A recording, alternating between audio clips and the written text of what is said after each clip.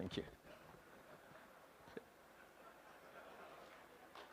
Thank you. Okay. Thank you very much. Now, let's get started with the program straight away. I'd like to welcome, and I'd like you all to help me welcome him, the Executive Chairman of our Investment Authority, BIDA, and of our Economic Zones Authority, BIZA, and of course, the lead architect of this week's summit. Ladies and gentlemen, Mr. Ashik Chowdhury.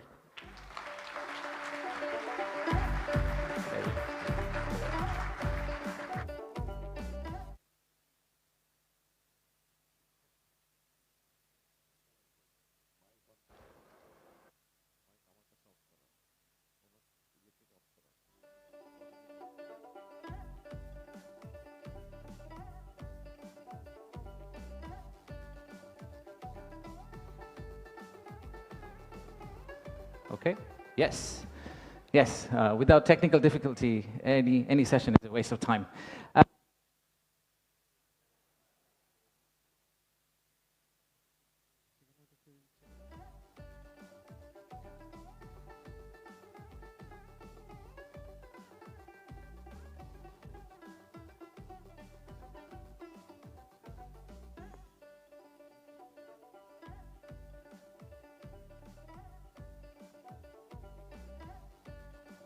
Hello, hello. Yes. Sorry, that was actually intentional. We did it to just warm you guys up. So, good morning, everyone. Let's compete with Lufthansa one more time. Good morning, everyone. Thank you, thank you. Thank you for everyone for coming from such long distance. And we apologize for ones that we could not manage to give accommodation. We had exceptional level of interest for the summit, which is really great to see for us. My first slide is thank you slide. That's not the last slide. We just wanted to thank all of you for kindly coming and joining the summit.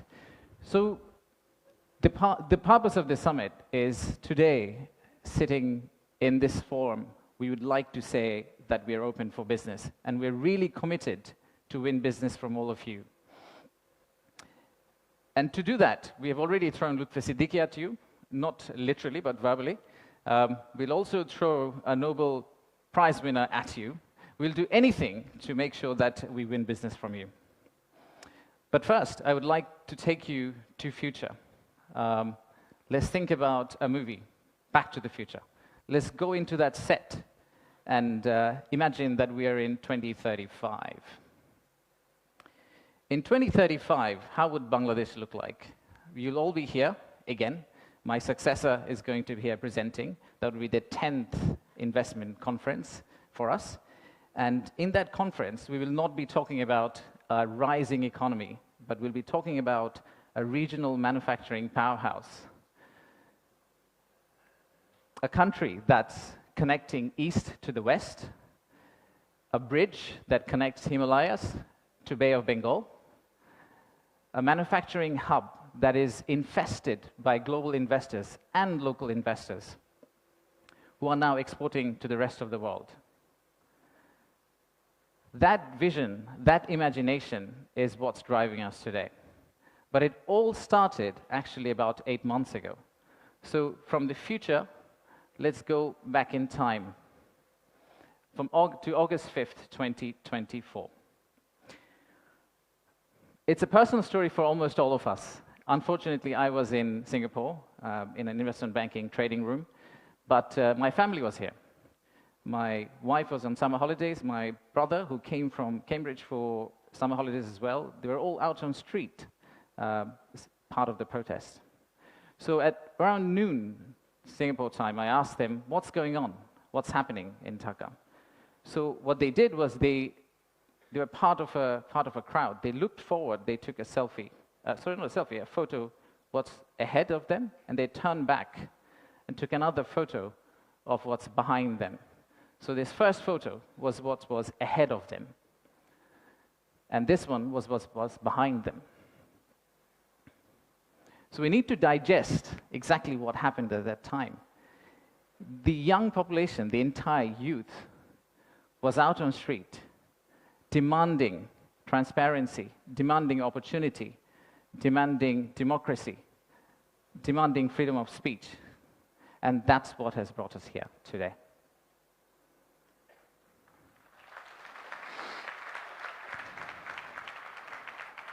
So today, the expectations are very high. The young population of our country, they're global. Unlike us, they're used to tweeting, they're used to looking at TikTok and looking at Singapore and Bangkok, so they don't want Dhaka to be Dhaka 2.0. They actually want Dhaka to become Singapore and Bangkok in 5-10 years' time. So how do we get there? That's the expectation we have. How do we get to Singapore and Bangkok within 5-10 years? How do we unlock the energy that we got during the August Revolution? How do we harness that energy and convert it into employment generation and industrialization? The story for Bangladesh was always there. A lot of you already know about it. We have 180 million domestic market. We have a young population. Almost half of it is less than 25 years old. The middle and affluent class is about 35 million people, which is as big as the Malaysian total population. We have many, many other factors that has led to where we are today. And actually, I must say that there are companies who have been here for more than 100 years and have made exceptional returns compared to the global markets.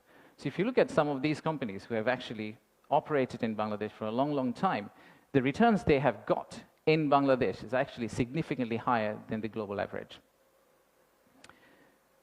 And today, we also have a fantastic news that one of our own startups called ShopUp, the news came out about an hour ago in Bloomberg that the Saudi sovereign PIF, their investment arm called Sanabil Investments, they have actually co-led a round of $110 million along with Peter Thiel's Valor Ventures to invest in one of our own startup to go global. So let's give a big round of applause to ShopUp.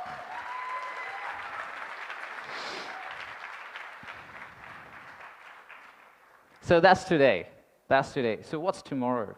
How do we go from here to the vision we have for 2035? So this $180 million story, or 180 million people story, is not enough. I think we need to redefine market. We believe the market is actually much larger. When we talk about market, we should be talking about a much larger regional market which you could potentially serve out of Bangladesh. You set up your factory here, you export out to all these markets. At the same time, I would expect these markets to set up their factories and push it back to Bangladesh, use the ports of Bangladesh, and potentially export out to the rest of the world. So the narrative that we've had of why invest in Bangladesh is not really a domestic market 180 million story. It is a regional story, and it's a global story.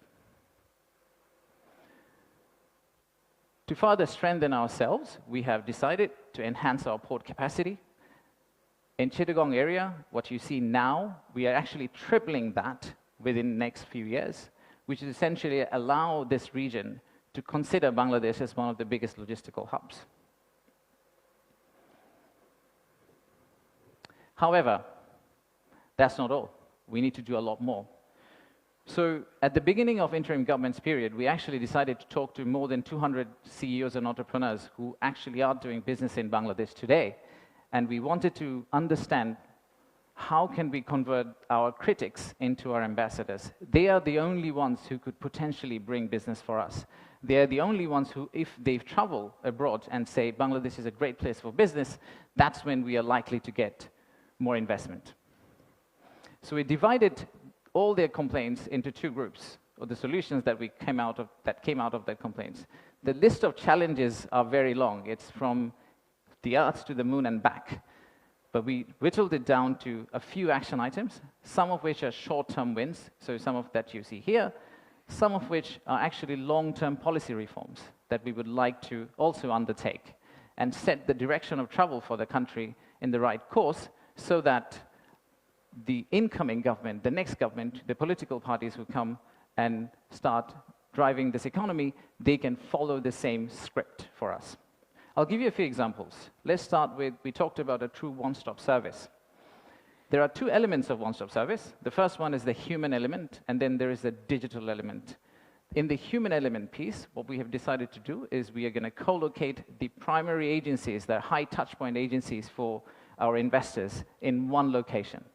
so that instead of the investors walking around different ministries, and we have a lot of them in Bangladesh, they all come to one office and they end up meeting everyone.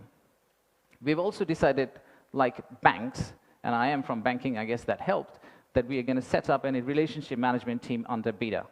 What it would essentially do is, just like a corporate banking, relationship banking manager, he would hold hand of the investor and walk them around the landing process. Let's take another example. Our friends in National Board of Revenue helped us set up the authorized economic operator. It's essentially the green channel, or widely known as the green channel setup, where if you're a good customer, you are able to circumvent some of the custom checks and fast-track your process through the ports. That has been picked up as one of the biggest challenges that we have, the time it takes to go from your factory all the way to your customer.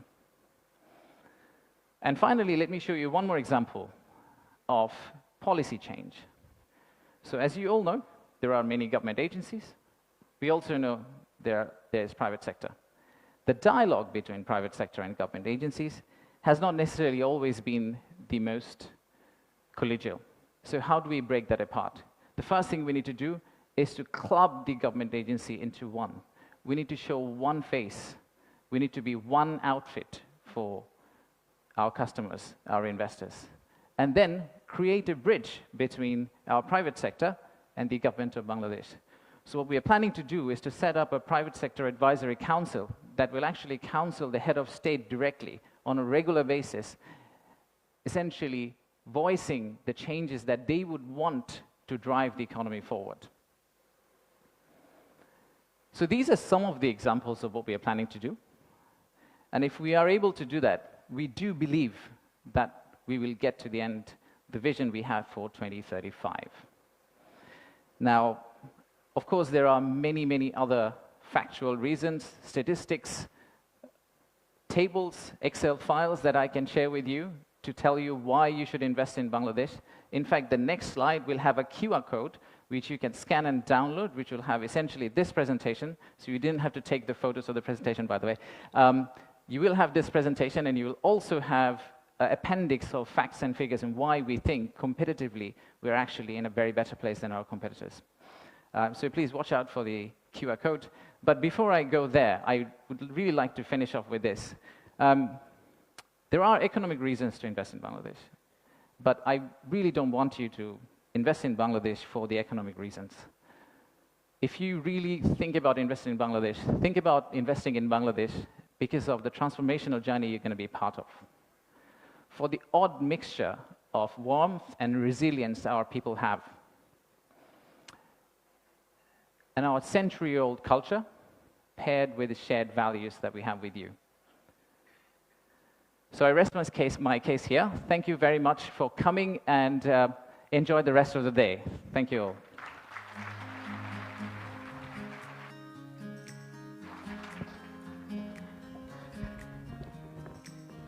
Thank you, Ashik. I just want to check whether people were listening or not. So a quick test. I need a show of hands. When he said that we would like to convert our critics into, did he say